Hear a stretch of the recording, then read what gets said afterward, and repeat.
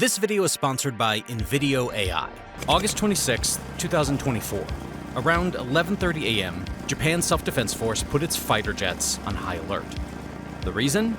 An enemy aircraft had invaded Japanese airspace. It was a Chinese military Y-9 intelligence-gathering aircraft that was detected near Japan's Danzhou Islands, after which Japan issued a warning to the Chinese aircraft. This is the picture of the aircraft that the Japanese Ministry of Defense provided. According to the Japanese Defense Ministry, this was the Chinese military's first known invasion into its territorial airspace. The harsh truth why China keeps doing this to Japan is because it is militarily far more superior than Japan. In fact, it's not just China. Two other nuclear powers could also wreak havoc on Japan at any time. But this sentence would become irrelevant in the next few years because what Japan is doing will blow your mind, and Japan's enemies are hating it. 23rd of December, 2022. The Japanese cabinet announced a budget that surprised the entire world.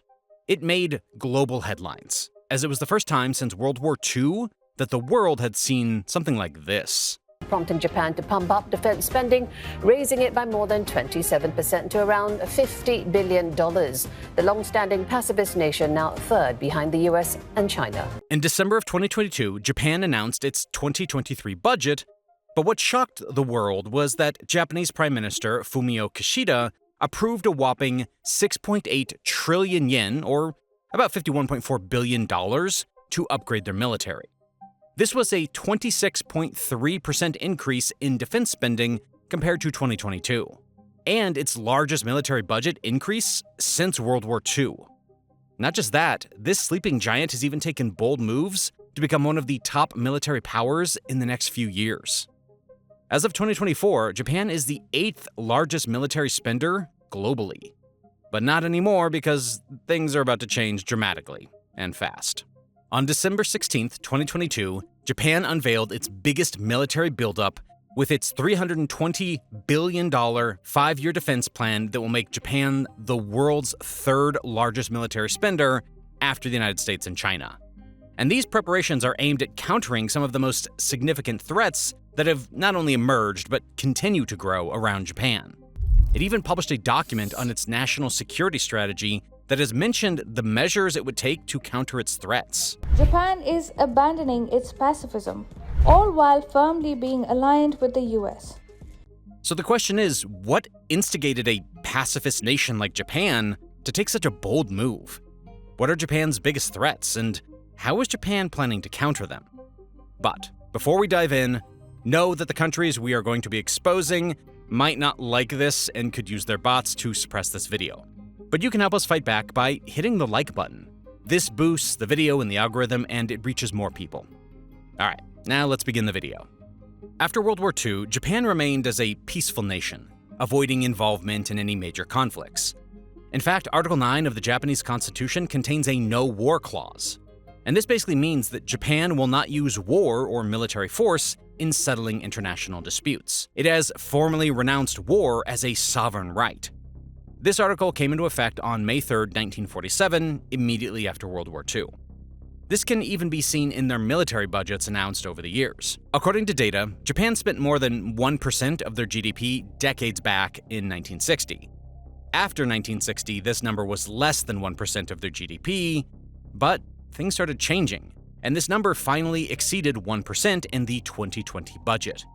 But according to the goal it is outlined in its 2022 National Security Strategy, Japan is all set to increase this number to 2% of its GDP in the next few years. In fact, Japan is even walking the talk.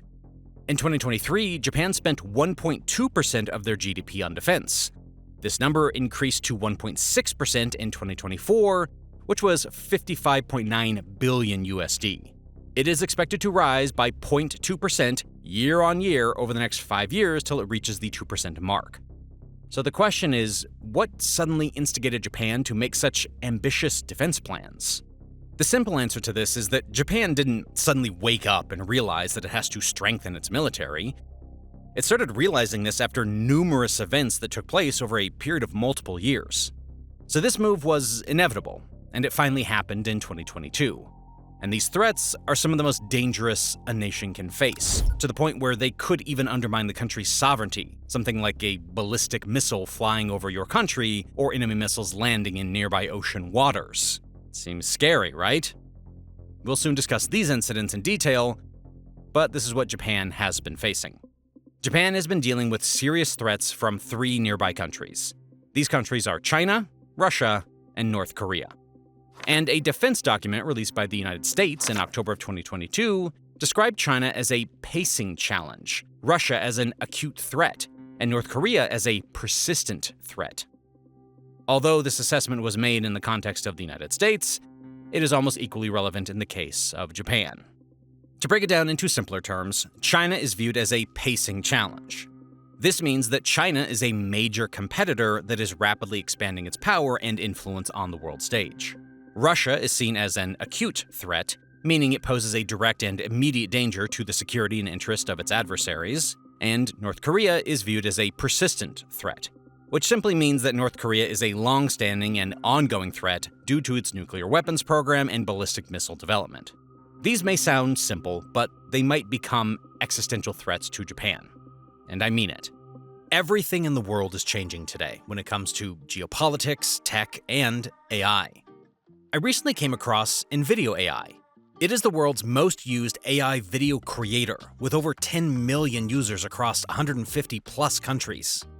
It's the only AI video creator out of the 20 plus tools that I've tried that puts you in the driver's seat and works as your personal sidekick to help you with the painstaking tasks of scripting, editing, and finding relevant footage so you can bring your ideas to life, all using simple text prompts. All you have to do is start with a simple text prompt, and it creates the first rough draft for you. From there, you can get creative and fine-tune your video using just text prompts in ways that you would have never imagined. Want to change the intro? Done. Want to find better footage for a scene? Done. Want it to translate your video to Spanish? Done. The best part? Clone your voice and make it narrate the video in your voice in any language. It will literally save you hundreds of dollars every month, as it does the job of more than 10 tools all packed into one. And it costs $20 a month just to start with. And if you use my code in the description, you'll get twice the number of video generation credits in the first month. I know that a lot of people see AI as a threat, feeling that humans are being replaced by AI, but I see these tools like NVIDIA AI as a way for you to level up your skills, because it allows you to bring to life projects that would have seemed out of reach before. All right, now let's get back to the topic at hand. Starting with our dear friend China, which reports an average defense budget of over $200 billion, it might actually be 3 times that amount. Because according to a US think tank, China spent $710.6 billion USD on its military budget in 2024, compared to the $229 billion it officially reported. China, which possesses 410 nuclear warheads as of 2023, could more than triple this number to 1,500 by 2035. Although these nukes are a huge threat to Japan, what has become a headache for Japan are actually the notorious Chinese incursions to intimidate Japan and insert its growing military power in the region. For example, military analysts suggest that the latest example of airspace invasion we saw in the beginning might be China's way of challenging Japan's borders. China claims control over a large area of the continental shelf, not just in the South China Sea, but also on the East China Sea. And this incursion into Danzhou Island's airspace also occurred in the East China Sea as well. We will discuss all these issues shortly, but the latest case of airspace invasion we saw wasn't the only case. Over the past 20 years, Japan has faced more and more foreign aircraft intrusions. Last year, Japan's self-defense force sent fighter jets 669 times to intercept foreign planes, which is more than triple the number from 20 years ago. Surprisingly, out of these 669 cases, 479 cases, which is a whopping 71.6% of the cases, were in response to Chinese aircraft sightings, as reported by Japan's Ministry of Defense. On top of that, Japan has been intensifying its activities across the entire region surrounding Japan, including the East China Sea, particularly around the Senkaku Islands, the Sea of Japan, and the Western Pacific Ocean, including areas near the Izu and Ogasawara Islands. In fact, the largest ever military exercise China conducted in the Taiwan Strait on the 4th of August 2022 was one of the most controversial military exercises. This is because 5 ballistic missiles out of the 9 ballistic missiles fired by China during this exercise landed within Japan's exclusive economic zone. This was perceived as a threat to local residents. This might initially look like a coincidence since the Taiwan Strait is very close to the Japanese waters, but it was actually a very strong message to Japan. And China actually had a very strong reason to send this message. In fact, the entire military exercise, not just this event, was meant to convey a powerful message to the world. Surprisingly, the reason behind this exercise, and even most of the enmity between Japan and China, is actually Taiwan. Yeah, you heard that right. Taiwan is one of the major reasons behind Japan's and China's conflict. Now you may ask, how has Taiwan become a reason behind their conflict? Actually, this is the reason. Now to the escalating tensions between the U.S. and China, with House Speaker Nancy Pelosi meeting with Taiwan's president overnight. China accusing the U.S. of playing with fire. On August 2nd of 2022, U.S. House Speaker Nancy Pelosi visited Taiwan in a significant show of support for the island nation. This was so significant because she was the highest-level U.S. official to visit Taiwan in 25 years. But China was so enraged just by the idea of the US official's visit to Taiwan that even before she visited Taiwan, China literally said that its military will never sit idly by if she visits Taiwan. Chinese Foreign Ministry spokesperson Zhao Lijian even threatened serious repercussions. He said, and I quote, "There will be serious consequences if she insists on making the visit." But even after these threats, Nancy Pelosi made the visit. But what China did later was one of the biggest military exercises. Just 2 days after her visit, China conducted its largest ever military exercise in the Taiwan Strait. And this was the same military exercise where the missiles landed in Japan's exclusive economic zone. This exercise also began just hours after China canceled a planned meeting between its foreign minister and Japan's, due to its anger over a G7 statement urging China to resolve Taiwan tensions peacefully. Now you might ask, if this is mostly China's, the US's, and Taiwan's issue, then where is Japan in this picture? And how could the Taiwan issue become a major challenge for Japan? The answer lies in the location of Japanese islands. If we see the map of Japan, we generally know just the mainland of Japan. But in reality, it has multiple islands that are very close to Taiwan and China. In fact, some of these islands are so close to Taiwan that the Yonaguni Island is just 110 kilometers, or about 68 miles away from Taiwan, and this makes it the nearest Japanese island to Taiwan. Although this island is not militarized yet, Japan is planning on building a military base on Yonaguni and extend the airport and port, considering the potential threat from China in case it attacks Taiwan. But the main island that poses a real threat to China is not the Yonaguni Island, but the Okinawa Island. This is because Okinawa alone hosts 32 US military bases, which includes 30,000 active troops from the USA. In fact, Okinawa makes up just 1% of Japanese landmass, but hosts 70% of all US military bases in the country. But the thing that intimidates China the most is the fact that this island is just 509 kilometers, or about 316 miles, from mainland Taiwan. So in case of a conflict between the US and China on the Taiwan issue, these islands are bound to get dragged into the conflict, and even the civilians would suffer. Now, Japan, being one of the NATO partners in the Indo-Pacific region, would definitely back the US in case of a conflict. So China would definitely try to prevent a US counterattack from its Japanese bases. So Japan, especially the Japanese islands, could be dragged into this Taiwan conflict. So to prevent any Chinese aggression on Japan territories, Japan has to upgrade its military capabilities. But there's another lethal threat that China poses to Japan in case of a conflict. If China attacks Taiwan and threatens nearby Japanese islands, they're worried that this will disrupt the supply of advanced semiconductors and block sea lanes that supply oil to Japan. This is because almost 95% of the oil imported by Japan comes from the Middle East. On top of that, Japan is the world's largest importer of liquefied natural gas. Another reason a conflict could be disaster for Japan is that either it would put their key maritime shipping lane into the line of fire, or China would block them. In fact, it's not just about energy.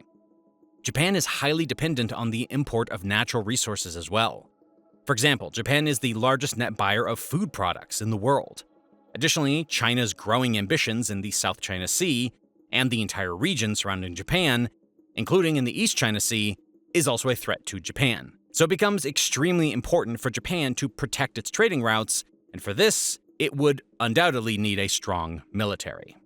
The Taiwan issue isn't the only reason behind the bitterness between Japan and China. There's something that goes decades back in the past during World War II. Today, Japan is much smaller compared to the peak Japan of a few decades ago. Because this is what Japan looked like at its peak. This empire at its peak encompassed a vast territory spanning across East Asia and Southeast Asia. It included large portions of China, the entire Korean peninsula, Taiwan, the Philippines, parts of Indonesia, Malaysia, Brunei, Singapore, Myanmar, and Thailand. They also controlled numerous islands in the Pacific Ocean, including the Mariana Islands, Caroline Islands, Marshall Islands, and parts of the Solomon Islands. These territories were collectively known as the South Seas Mandate, which Japan received after World War I as a League of Nations mandate. However, the degree of Japanese control varied across these territories, with some areas experiencing direct rule and others governed indirectly through puppet regimes or military occupation. As you can see in the map, it also shows a huge portion of present-day China under Japanese control. This included the northeastern region of Manchuria, which they had annexed to form the puppet state of Manchukuo. Additionally, Japan occupied large areas of northern China, including major cities like Beijing and Tianjin. Yeah, you heard that right. Japan once controlled the present-day capital of China. They also controlled parts of central and eastern China, extending their influences to cities such as Nanjing, Wuhan, Shanghai, and Ningbo. Although Japan had huge areas under its control at its peak, its methods of occupation were often brutal and inhumane. Japan committed numerous war crimes, including mass killings, torture, and the use of forced labor. They forced hundreds of thousands of women into sexual slavery. On top of that, a notorious Japanese biological warfare unit known as Unit 731 conducted extremely horrific experiments on prisoners of war and civilians. This unit was part of the Japanese Imperial Army, and their experiments were carried out primarily at a specific research facility unit located in Harbin, China. One such region where the Japanese committed horrific war crimes was the city of Nanjing. On December 13, 1937, during World War II, the Japanese troops attacked China and captured the city of Nanjing, after which more than 300,000 victims were brutally killed by the Japanese troops. In fact, the Nanjing Massacre was one of the 3 large-scale massacres of World War II. Even after decades, China has deep scars from this incident, and this can be proven by the fact that China declared December 13th as a national memorial day for the victims of the Nanjing Massacre. In fact, this is such a critical issue that Global Times, the mouthpiece of the CCP, published an article with this headline, which says that China-Japan ties are under reconsideration on National Memorial Day. Additionally, even Chinese schools and universities teach about the atrocities committed by Japan during the war. So this is a very sensitive topic for the Chinese, and another reason for the hate against the Japanese. The third reason is an ongoing conflict for the disputed islands called Senkaku in Japanese and Diaoyu in Mandarin. These islands are currently a part of Japan, but China claims it as their territory. And China is in no mood to back off from these claims. This can be proven by the fact that Chinese government ships keep entering Japanese territorial water near the disputed islands. In fact, according to a Japanese broadcaster, NHK, China has made 23 incursions in 2023 alone. Analysts say that China's ongoing military aggression in the region, including joint patrols with Russia around Japan, justifies Tokyo's efforts to strengthen its defense capabilities. And you heard that right. Japan is also dealing with the second largest military power, Russia, and even they have had some bitter ongoing disputes for decades. Japan's Prime Minister has lashed out at Russia's president, saying that Dmitry Medvedev's visit to a disputed island chain is deeply regrettable. It's the first visit by a Russian leader to the region, which has been a source of tension for the two nations for 65 years. At the end of World War II, Russia captured 4 islands of the Kuril island chain from Japan. And these were Kunashiri, Etorofu, Shikotan, and the Habomai Islands. On the other hand, Japan claims these islands as its northern territories. Multiple attempts were made to resolve this issue, but the Kuril Islands have remained a disputed territory since no formal peace treaty has been signed by both Japan and Russia since the Second World War. Both these countries have discussed this issue for decades to reach an agreement, but to no avail. But at one point, some level of success was achieved through discussions between the top leaders of both countries. For example, the conflict eased in 2016, when the two countries agreed on joint economic activities, including tourism projects on the islands and visa-free visits for Japanese citizens. Just 2 years later, former Japanese Prime Minister Shinzo Abe proposed splitting the islands and returning 2 of them to Japan. But Putin obviously rejected this proposal. But even at this point, the situation didn't worsen as it is now. It worsened because of the event that became the talk of the town, the Russia-Ukraine conflict. This is because when this conflict began in February of 2022, Japan imposed sanctions on Russia, which ended their economic cooperation around the islands. In response to these sanctions, Russia stopped peace treaty talks over the Kurils, ended an agreement that protected Japanese fishing vessels from being seized around the islands, and held a military exercise on the islands to practice defending against an invasion. These tensions reached a new level on September 3rd, when Russia revoked an agreement that allowed former Japanese residents of the islands visa-free visits. At the same time, the Vostok 2022 naval exercise, which included joint operations with China, took place on the islands. Now, the reason that makes these islands an even bigger threat for Japan is that Russia has militarized these islands. In fact, Russia has increased its permanent military presence on these islands since at least 2015. Russia has built airstrips, barracks, deployed surface-to-air missile systems, and even deployed an estimated 3,500 troops. In December of 2021, Russia announced the deployment of more Bastion missiles on an island in the middle of the Kuril chain, known as the Matua Island. And this was extremely concerning for Japan, because this island is just 450 miles away from Japan. It might seem that Russia poses a significant threat to Japan, given the fact that it has the second most powerful military in the world, the highest number of nuclear weapons, and advanced military technology that could inflict substantial damage on a country with a comparatively weaker military. But the reality is far different. Russia is already engaged in Ukraine and has spent a lot of money and resources there. So opening another front with Japan is almost next to impossible for Russia for one simple reason. Japan's GDP is $4.2 trillion, and that of Russia is just $2.021 trillion. So it's difficult for Russia to spend a huge chunk of money on another front. So Japan's economy is almost twice the economy of Russia's. Now, this obviously doesn't mean that Japan should underestimate Russia. Again, not to forget the fact that Russia has very close ties with Japan's biggest threat, China. But the headache for Japan doesn't end here. It has challenges from one more nation run by a person who loves nukes more than anything else, apparently. Yeah, you must have guessed it. It's none other than the dictator of North Korea, Kim Jong-un. This one incident is enough to prove how dangerous the situation is. In October of 2022, North Korea launched a ballistic missile that passed over Japan's Tohoku region. And according to Japan's Chief Cabinet Secretary, Hirokazu Matsuno, this region is home to more than 8 million people. And in case the test had failed and the missile had fallen short, it could have endangered major population areas. These two countries have unresolved issues, such as the abduction of Japanese citizens by North Korea and the status of the Korean peninsula. From about 1977 to 1983, North Korean military and intelligence operatives kidnapped at least 17 Japanese citizens from Japan. These tensions still exist. The shocking fact is that North Korea has repeatedly tested intercontinental ballistic missiles. In fact, from just 2019 to 2023, North Korea has conducted more than 130 missile tests, and most likely it will continue this trend.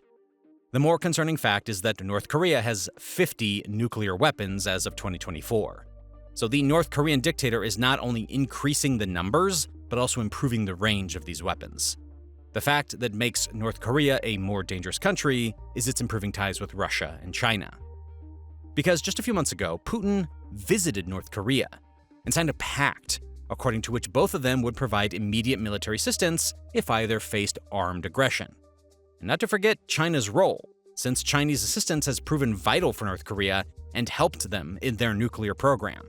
So, to tackle all these challenges, Japan has planned to deploy multiple weapons, each with a particular use case. The Japanese Defense Ministry wants to build 2 warships, which will have the radar capacity to intercept North Korean missile launches. To counter China, it plans to acquire 500 long-range US-made Tomahawk cruise missiles, which are capable of striking deep inside of Chinese territory. It also has focused on improving amphibious warfare. This is basically its ability to quickly move its troops from the ocean onto the beach. On top of that, it is also focusing on building a chain of new military bases along these southern islands with the US's support. Japan's plan is simple. By fiscal year of 2027, Japan aims to enhance its defense capabilities so that it can handle invasion on its own and effectively counter such threats, with support from their allies. In about 10 years, it plans to further improve its defenses to detect and defeat invasions even earlier and from a greater distance. Now, it's only a matter of when we will witness Japan becoming a military superpower.